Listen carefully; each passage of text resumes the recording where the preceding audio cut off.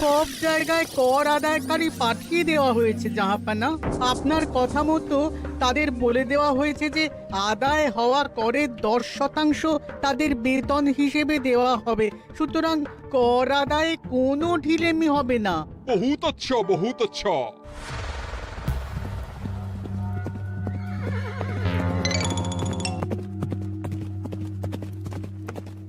হ্যাঁ, তুমি ঠিক পড়েছো তো মন্ত্রী? হাঁচির উপরে কর। বলেন তো, আর একবার পড়ছি মহারাজ। আসলে এটা নবাবই মশকরা। আমাদের নবাব যে খুবই রসিক মানুষ তা তো আমরা দেখেছি। বারবার কৃষ্ণনগরের সঙ্গে রসিকতা করতে গিয়ে হাঁড়ি ফেটে রস একেবারে মাখামাখি হয়েছে, আর সারা গায়ে পিঁপড়ে ধরেছে। মস্করা নয়, একদম সত্যি কথা। হাঁচির উপরে কর বসানো হয়েছে, আর আমরা হলাম নবাবের খাস হাঁচি গোনার দল। আমরা এই কৃষ্ণনগরে থিতু হয়ে বসলাম বটে। এবারে হাঁচি গুনবো আর মোহর আদায় করব। গোপাল, তুমি কি বলো? সর্দার, তোমাদের এখানে আসা একেবারেই লোকসান হয়েছে। কেন মশাই? আচ্ছা, আপনি গোপাল? না না, আপনার কোনো কথাই শুনবো না। আমাদের পই পই করে বলে দেওয়া হয়েছে গোপাল হইতে সাবধান। সর্দার, আমি তোমাকে সাবধান হতেই বলছিলাম। হাঁচি ধরতে গেলে তোমাদের খুব সতর্ক থাকতে হবে, কারণ এই কৃষ্ণনগরের বাসিন্দাদের শরীর স্বাস্থ্য এত ভালো যে এখানে কেউ হাঁচে না, কাশে না, ঢেকুর তোলে না, ইয়ে করে না। বলেন কি মশাই? এটা তো নবাবকে জানাতে হচ্ছে।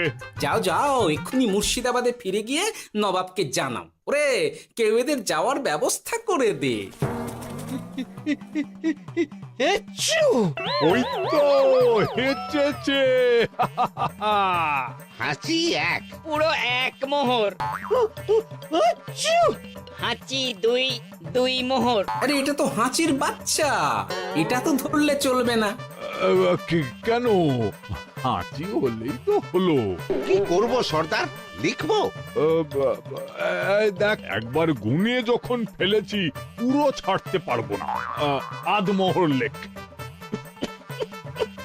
এটা কাশি, কাশিতে কোনো করের কথা নেই। ওরে লেখ লেখ লেখ লেখ লেখ। হাঁচি তিন, পুরো এক মোহর। হাঁচি চার,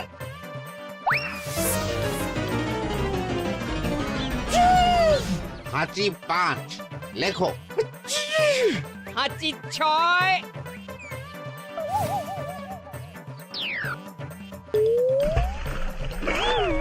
যা।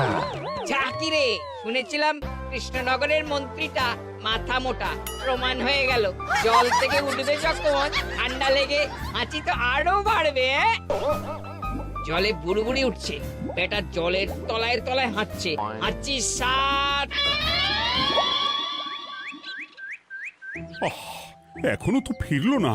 বেলা গড়িয়ে দুপুর হয়ে গেল। ভাববেন না রাজামশাই, আমরা যারা যারা এখানে এসেছি সবাই ধড়িবাজ লোক।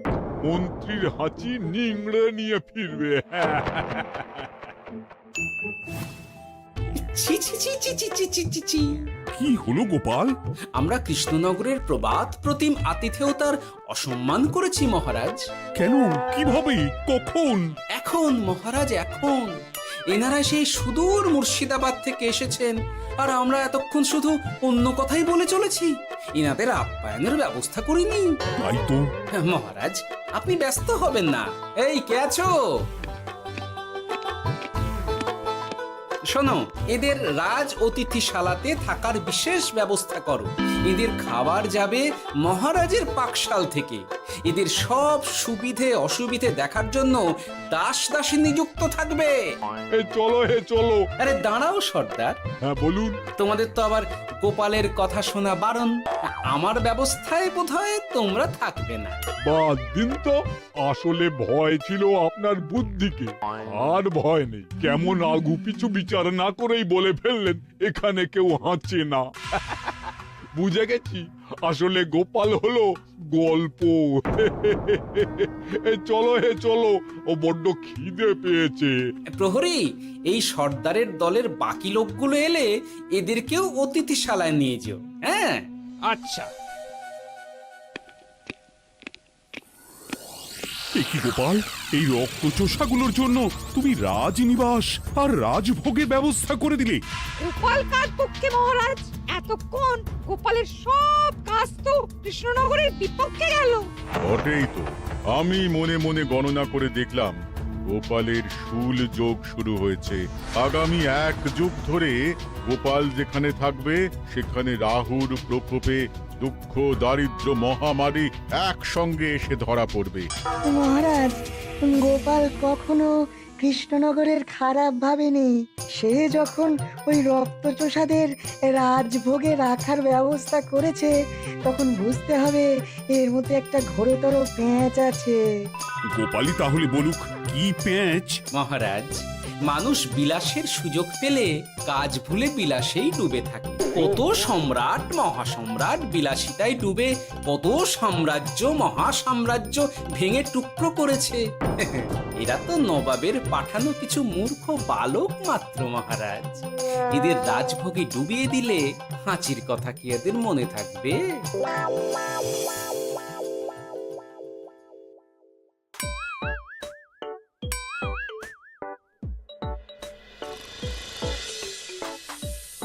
কি ব্যবস্থাপনা সব ঠিক আছে তো? হ্যাঁ হ্যাঁ, খাসা ব্যবস্থা হয়েছে। আপনারা আমাদের অতিথি বলে কথা, আরাম করুন।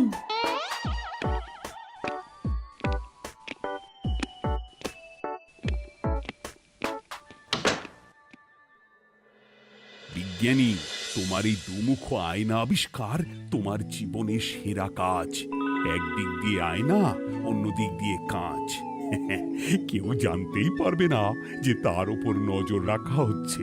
অনবদ্য অনবদ্য। মহারাজের জয় হোক। কিন্তু মহারাজ, এই কৃতিত্বের মূল ভাগীদার আমাদের মন্ত্রী। তাই নাকি? হ্যাঁ মহারাজ, মন্ত্রীর দুমুখ কাজকর্ম দেখেই দুমুখ আয়নার কথা আমার মাথায় আসে। মুখ সামলে কথা বলো বিজ্ঞানী। ওরা শুনতে পাচ্ছে। যা চেঁচালেন 20 ইঞ্চির দেওয়াল ভেদ করে ওদিকে চলে যাবে কথা। এই কে যেন কাকে মুখ সামলে কথা বলতে বললো? ওই বাইরে কেউ বলেছে। এই তোমরা সবাই শোনো, অতিথিদের যেন আদর যত্নের ত্রুটি না হয়। আমি আর যাই, কাল সকালে আসবো, কেমন? গোপালকে নিয়ে নবাব আর উজির যেমন ভয় দেখিয়ে দিয়েছিল, গোপাল কিন্তু সেরকম নয়। এই তোরা কি বলিস? না না না না না না, গোপাল একটু ওই হাবা গোবা আছে দাদা। দেখো দেখি কেমন বুক পেতে দিয়েছে। এবার ওদেরই বুকে বসে ওদেরই দাড়ি ওপরাবো। গোপালের জবাব নেই, ঠিক সামলে দিল। মহারাজ, এই প্যাঁচটা আমার মাথাতেই এসেছিল, কিন্তু ওই যে নাকে মাছি ঢুকে গিয়েই সব বরবাদ হয়ে গেল। মহারাজ, এই পরিকল্পনা যদি মন্ত্রীর মাথাতে আগে এসে থাকে তাহলে এদের মন্ত্রী আমার চেয়ে ভালো করে সামলাতে পারবেন মহারাজ। বটেই তো, এই দায়িত্ব আমি নিলাম মহারাজ।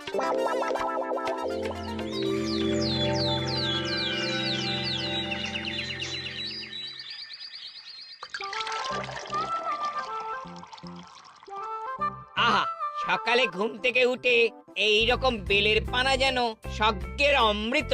আছে আছে, আরো আছে। পানীয়, খাদ্য, আরাম, আয়েশ, যত চাও তত পাবে। এ কি, আপনি গোপাল কোথায়? মহারাজ বিবেচনা করে দেখেছেন যে মহামান্য অতিথিদের পরিচর্যার ভার গোপালের মতো একজন ভাঁড়ের পক্ষে বহন করা সম্ভব নয়। তাই এই দায়িত্ব আমাকে দেওয়া হয়েছে। কিন্তু কোনো কিন্তু নেই সর্দার। আমি যে খানা পিনা নাচা গানা আমোদ আহ্লাদের ব্যবস্থা করেছি দেখে তুমি চমকে যাবে। দেখা নয় বিজ্ঞানী, এবার শুধু কাজের সময়। কাল মন্ত্রীর উপর ওদের ভার ছেড়ে দিয়ে কৃষ্ণনগরের যে সর্বনাশটি করেছো, কোনো কাজ করে আর সেটিকে সামলানো যাবে না। হ্যাঁ, আহা, তোমার দেখছি মন্ত্রীর উপরে একটুও আস্থা নেই। ঠিক কি প্যাচ করছো বলো তো? প্যাচের কথা পরে হবে। তোমাকে যত তাড়াতাড়ি সম্ভব হাঁচির ওষুধ আবিষ্কার করতে হবে। হাঁচির ওষুধ? হ্যাঁ, হাঁচির ওষুধ। ওভাবে দেখছো কি বন্ধু, তোমাদের কাজের সব দায়িত্ব এখন আমার কাঁধে। তোমরা আমোদ করবে আর আমি কর আদায় করে তোমার হাতে এনে তুলে দেব। সর্দার, এর মধ্যে একটা চাল আছে মনে হচ্ছে। কি আর আমি বুঝিনি। এখন কি করবে? বিশ্বাস করে আদায় উসুলের ভার এর উপরে ছেড়ে দেবে? পাগল নাকি? মন্ত্রীমশাই, বলো বন্ধু। বলছিলাম আর দেরিতে কাজ কি?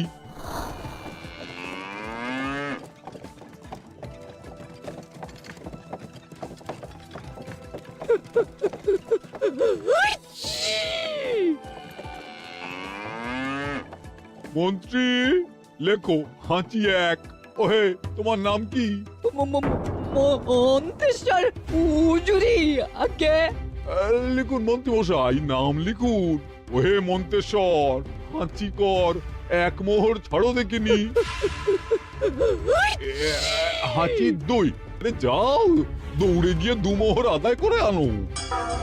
ওরে, তোরা সব কৃষ্ণনগরের কোণে কোণে ছড়িয়ে পড় দেখি, একটা হাঁচিও যেন বাদ না পড়ে। হ্যাঁ,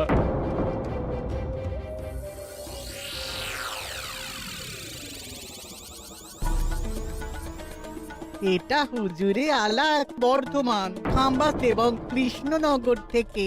চমৎকার চমৎকার। তাহলে গোপাল কিছু করতে পারেনি, আমাদের যুব শক্তি কৃষ্ণনগরকে পুরো নিংড়ে নিয়ে আসছে।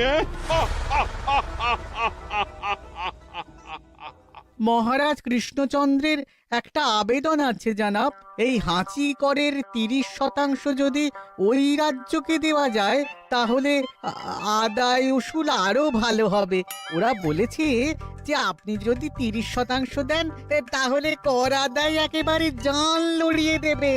মঞ্জুর মঞ্জুর। আর একটা আর্জি আছে হুজুর, কৃষ্ণচন্দ্র কদিন বাদে নবাবকে কৃষ্ণনগরে আমন্ত্রণ জানিয়েছে। কেন? কৃষ্ণনগরের নবাব এবং তার উন্নয়ন উপলক্ষে এক মহোৎসব হবে। সেই সঙ্গে শহরে থাকা ইংরেজদের কাছেও নবাবের সৈন্য বলের এবং নবাব ও কৃষ্ণনগরের মধ্যে পারস্পরিক ভ্রাতৃত্বের সম্পর্কের বার্তাও পৌঁছে দেয়া যাবে। নবাবের অধীনস্থ রাজারা নবাবের শত্রু, এই রকম একটা ধারণা থেকে ইংরেজরা ইদানিং বেপরোয়া হয়ে উঠেছে, তাতে লাগাম উঠবে। বহুত খুব। মঞ্জুর মঞ্জুর মঞ্জুর।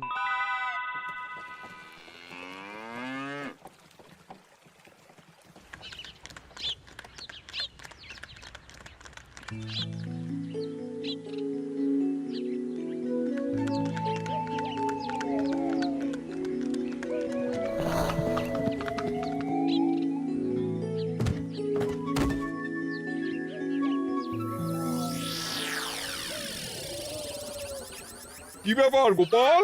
জাহাপনা, বলুন কি খিদমত করব? আমি যা বলবো তাই করবে। অবশ্যই জাহাপনা। क्या बात। উজির, তুমি সাক্ষী, মহারাজ কৃষ্ণচন্দ্র আপনিও সাক্ষী। গোপাল আমাকে কথা দিয়েছে আমি যা চাইবো তাই করবে। গোপাল, তুমি আমার সঙ্গে মুর্শিদাবাদ যাবে। এখন থেকে আমার দরবারের বিদূষক হিসেবে থাকবে, কেমন? ওরে ওরে ওরে ওরে ওরে, তোরা বাজনা বাজা। এখন থেকে গোপাল আর কৃষ্ণনগরের নয়, গোপাল মুর্শিদাবাদের। চলছে বাজা।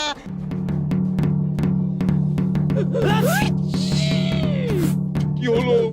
হুজুর, মনে হচ্ছে আপনার সৈন্যদল হাঁটছে। হ্যাঁ, হুজুর, হাঁচি করের বন্যা, সব সৈন্য 10-12টা করে হেঁচে ফেলেছে। মানে প্রচুর মোহর হয়ে গেছে আর বাড়ছে।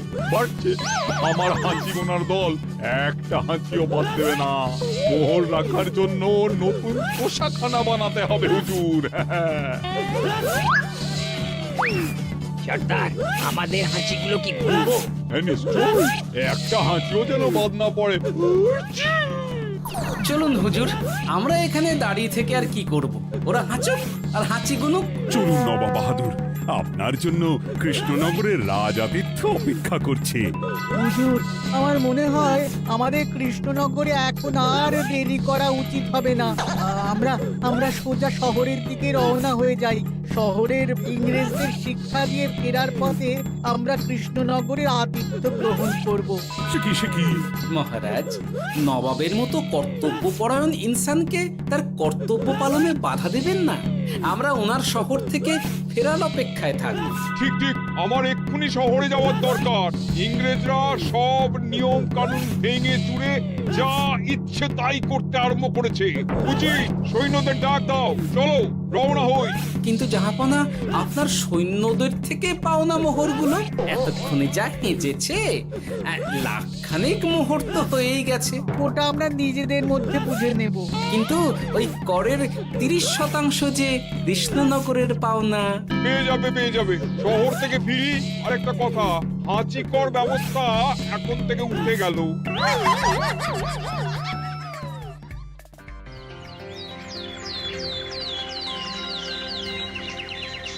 মহারাজ, কিভাবে গোপাল ভাঁড় মহাশয় নবাবের উন্মাদের মতো জারি করা ওই হাঁচিকর থেকে আমাদের সকলকে রক্ষা করেছেন তা আমরা সকলেই জানি।